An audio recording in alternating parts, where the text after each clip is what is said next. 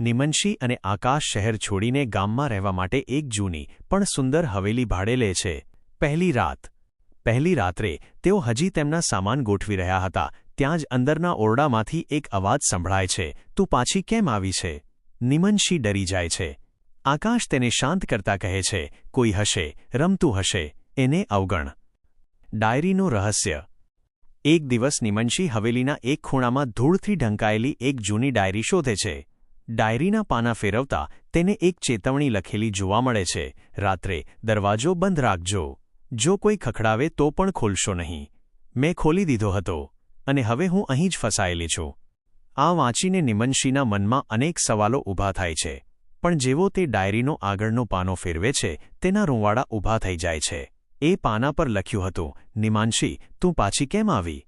મારું નામ કોણ જાણતું હતું? નિમનશી ગભરાઈને વિચારે છે. ચહેરા વગરની છોકરી. એ જ રાત્રે નિમનશી અચાનક જાગી જાય છે.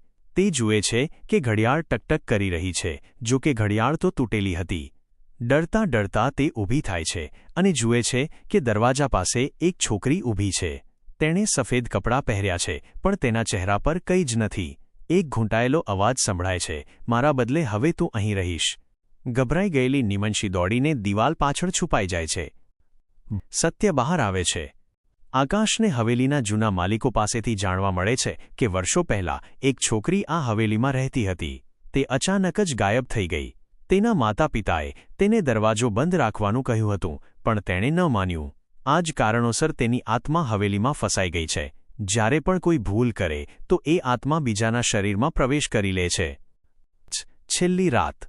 નિમનશી હિંમત ભેગી કરીને ડાયરી ફાડી નાખે છે અને બધા દરવાજા ખોલી નાખે છે. તે મોટેથી કહે છે, આવી જા. હું ડરતી નથી. એ છોકરી તરત જ તેની સામે આવે છે. બંનેની આંખ મળે છે અને એ જ ક્ષણે નિમનશીને એક જોરદાર ઝટકો લાગે છે. The twist. દૃશ્ય બદલાઈ જાય છે. હવેલીમાં નવા ભાડુઆતો આવે છે પણ આ વખતે ઘરના દરવાજા પાસે ઊભેલી છોકરી નિમનશી જેવી દેખાય છે. એની આંખમાં ડર અને દુઃખ છે. પડદા પાછળથી એક અવાજ સંભળાય છે, મેં ડાયરી વાંચી હતી પણ ખૂબ મોડું થઈ ગયું હતું.